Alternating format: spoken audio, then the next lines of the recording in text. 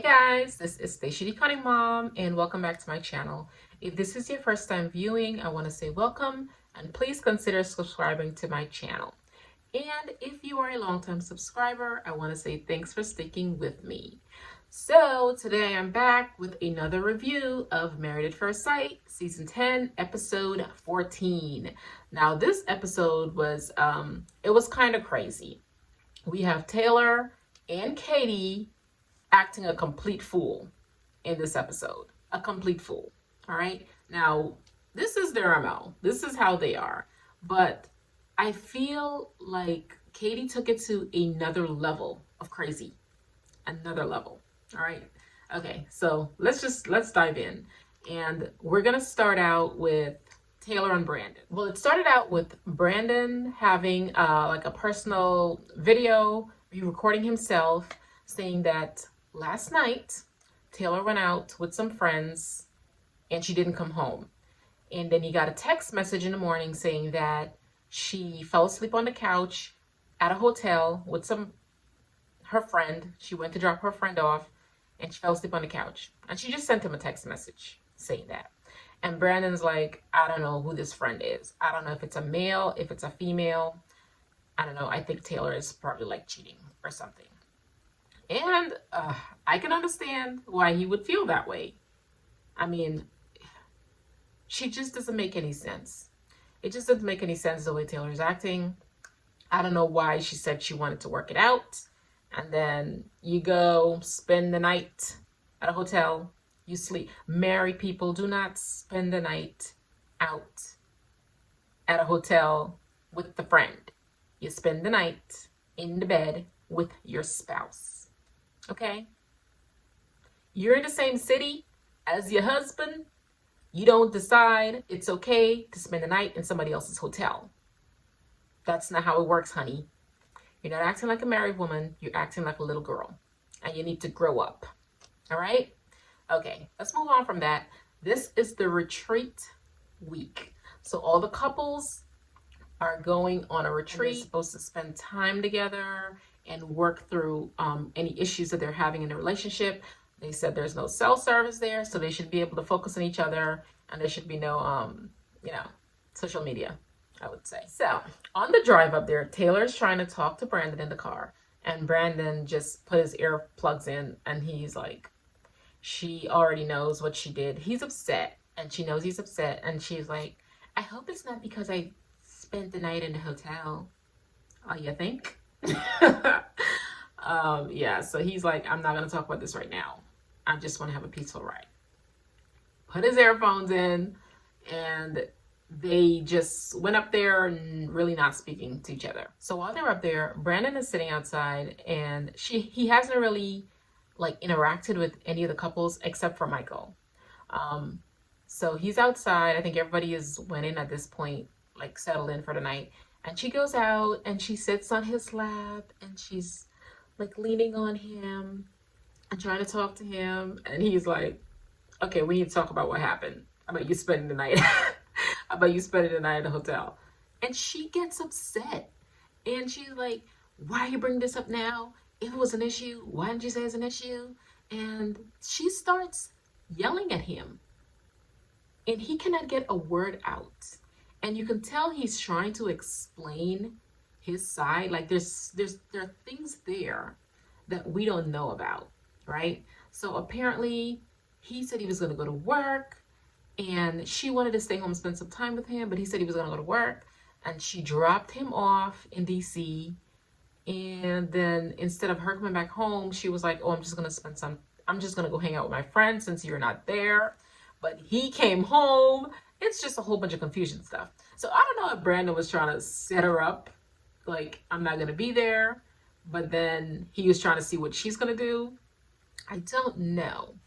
But she was trying to prevent him from speaking.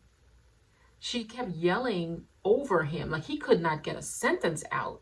And I'm trying to understand, like, you know you were wrong, Taylor. You have to know what you did was wrong. You didn't come home. So you know that's wrong. And instead of you just apologizing and just be a little bit softer and empathetic to the way he's feeling, because he feels like you're out with a man. He feels like you spent the night with another man. Okay? It's just plain and simple.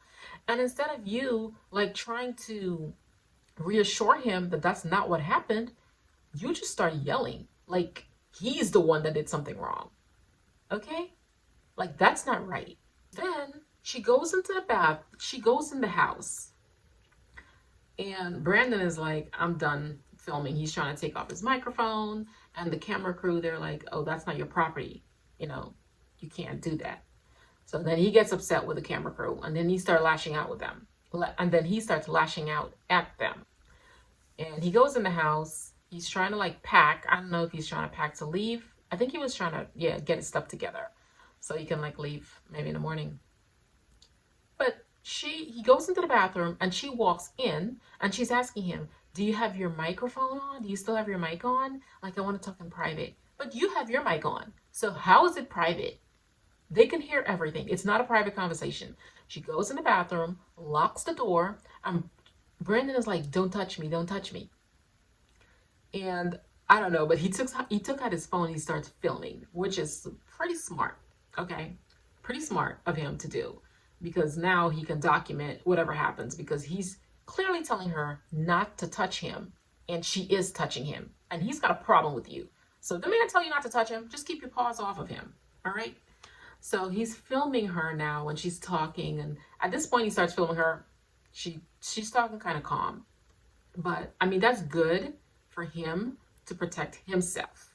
Okay? Because you never know what she's gonna go say that happened in there or whatever. I mean, I don't put anything past anyone, especially Taylor. She's not a very honest person. You can tell she's putting forth what she wants the camera to see. Plain and simple. She's not being honest at all.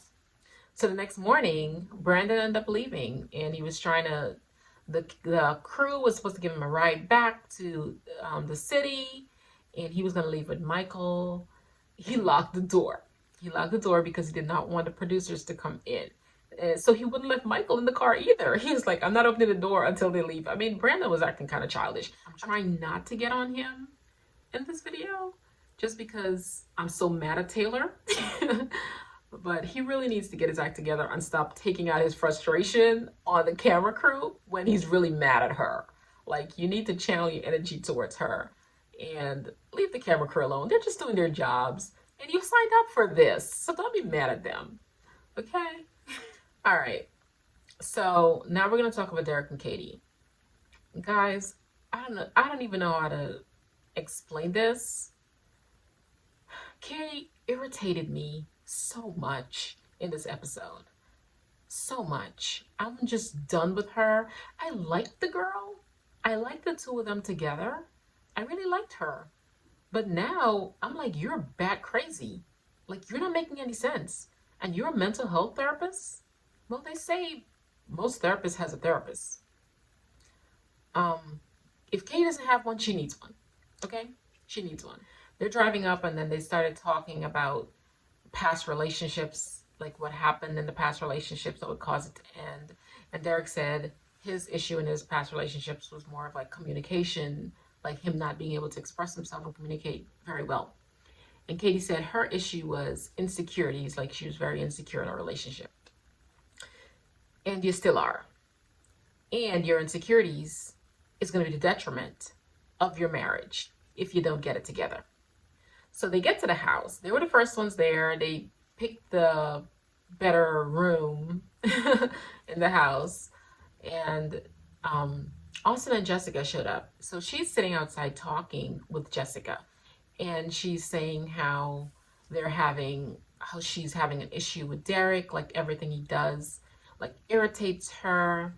And he doesn't initiate anything. Like, she initiates everything, whether it's in the bedroom or some type of conversation or whatever. And I'm thinking, he does more initiating than she does. She initiates more arguments. So if that's what she's calling initiating, that you do. But I mean, did she forget, like, he created this dinner for her, like their anniversary thing or their month anniversary? I'm just confused by Katie because I see Derek doing a lot. She tells Jessica that they're not vibing. Honestly, I feel like Katie's trying to find excuses. I don't know if she's still hung up on the ex-boyfriend and she's trying to go back to him, or if she's just dealing with an issue of comparing him to the ex-boyfriend and she's looking for similarities and maybe there are things that he doesn't do. But he's a good man. He's a good man. And he's a very patient man. He's got the patience of a saint because I'd be gone. I would be gone if I had to deal with that craziness. So all the couples are there and they're sitting and they're eating dinner. And Derek is sitting next to Taylor. And they're all explaining about issues that they're having in their relationship. And he's listening and he's like giving advice and trying to comfort them. And she gets jealous. She gets jealous because of the way Derek is talking to Taylor. Insecurities. Again, I mean, they're all drinking and joking around and all that. And she's sitting across, so she gets up and walks out. And she walks out twice, by the way. So the first time she walks out, the girls followed her. Jessica and Meka, they followed her just to talk to her and see what's going on. And then she was like, oh, he's flirting with Taylor. And Meka was like, he's not flirting. You know, and I think the fact that Taylor was telling her that, oh, she's so lucky because Derek is such a cool, down-to-earth guy and he's so funny. And Taylor was saying how lucky she is. So now she thinks that they think that he's the good one and she's not. So now she's jealous of her husband. The girl has serious issues. She's jealous because someone likes her husband. Would you not be happy that your friends like your husband and think that you're lucky to have someone like him? Why would you not be happy with that? It just doesn't make any sense. I mean, I hear people are saying that she acts like this when she's drinking, she has diabetes, and she shouldn't be drinking. I don't know much about the disease, but what I do know is that when you're taking certain medication, you shouldn't be drinking. And she drinks a lot. I don't want to say she has a drinking problem or anything like that, but they have a lot of episodes where they're drinking wine. And it seems like every time she's drinking her wine, she starts to act crazy. So she might need to stop doing that. So the second time she walks out, Derek follows her. And first time she was upset that he didn't come after her. Like, the girl is seeking attention. She thinks that everything should revolve around her. Seeking attention. So this time the girl was like, okay, it's your turn. So he went out there to talk to her. And she wouldn't let him, she's yelling at him. She wouldn't let him speak. And he's like, okay, go ahead. Go ahead and speak. Now she's telling Derek that, oh, he doesn't initiate anything. And Derek was like, well, I tried initiating, you pushed me off. You tell me no. So what do you want me to do? This is my interpretation of it. When he tries to initiate and she doesn't want to, she shut him down, right? So then he won't initiate. And then she has to initiate to get things going. So she feels like she always have to initiate. Well, if you shoot him down, what do you expect? So Derek is saying that, well, you're on your period for the last 8 days. And she's like, married people have sex on their period, so that's okay. No, they don't. No, they don't. Like, who told you that, Katie? Who? That's nasty. That's messy and nasty. No, they do not. And he's trying to explain to her that he's just being himself. Like, this is who I am. I'm a friendly guy. They're having problems in their relationship. I'm just offering some advice. I'm just lightening the mood. Like, this is who I am. She doesn't want that. She thinks that he's treating her the same way, that he's treating them the same way that he treats her. So there's nothing special about me. You're right. There's nothing special about you. And Derek needs to run as fast as he can. So I don't know. Derek tries to resolve the argument with her that night, and she just covered up under her covers. She just pulled it over her head and she just went to sleep. And he's like, all right, we'll talk about this in the morning. And then the next morning she wakes up sober and like a brand new person. Now she can actually listen. You need to stop drinking, Katie. You need to stop drinking. You need to stop drinking. So now we're going to talk about Meka and Michael. So on the ride up, Meka was driving and Michael was just sitting there like docile, as he usually is. Doesn't say much. I don't even know if they had an argument. It seems like the two of them seem like they're constantly like on a job interview, if you ask me. It's like, it's, it's exhausting. It's exhausting watching them. Like, there's no comfort, there's no emotion. It's just questions and answers. And honestly, I understand. I actually understand why there's so much friction in a relationship. Okay. So anyway, they get up to the house and he just walks in. They walk in like separately and he just goes out and he sits with Brandon, and Meka goes and she's talking to the girls, and everybody can tell like they're upset. Like they came in upset, right? Not even talking to each other. And then Meka is like, "Well, it seems like you're mad at me, you know, we're not really talking, so I don't think we should spend the night in the same room." So he's like, "Okay, yeah, that's cool." He goes and he spends the night in the other room. Apparently, someone died for him. So he has a family member that passed away. So he was telling Brandon that Meka had like no emotion. He was sitting there crying and she had no emotion towards him. And I'm going to say that I have seen Michael express himself before, cried, and Meka hugged him. And this is when he was trying to explain his issues that he was going through. And she hugged him. She comforted him. Now, I did not see any video of Michael crying about his family member passing. So I don't believe him. I don't believe what he's telling Brandon, that he was crying and Meka did not even hug him. I don't believe it. It's not in her character. At this point, we know her character and we know your character, Michael. And you're the liar. And we have seen her console you in other circumstances. So I don't believe you, honey. So he's saying that, so the next day when Brandon leaves, he's going to leave with Brandon. And he said he needed to get back so he can deal with some funeral arrangements and whatnot. He never told Meka he was going to leave the next day. Brandon did say that he had to go to work the next day, so he was going to leave for a few hours. But Michael never told her prior that he was going to leave the next day. Frankly, I think he just made it up because Brandon was going to leave and he was like, okay, I'm just going to go with you so I can get a break from all of this. So I think he just made that up. Anyway, he left and he came back. Brandon did not come back. Brandon texted Taylor and told her to enjoy her trip. I'm not coming back. Adios. So Michael came back. Nobody knew Michael was going to come back because he did not communicate. So he came back and he's telling them about the ride there, and then they had to drop Brandon off so Brandon can get his work clothes. And they were like, "Did you hang out with Brandon when you went back there?" And he was like, "No, we just dropped him off." And then they started digging. And this is not Meka asking questions, okay? This is Jessica asking questions. And she started asking, like, "So what happened? Like, where did you go? Like, did you get everything done? Like, what time did you get there?" When you ask Michael questions, detailed questions, the truth comes out. The man was lying.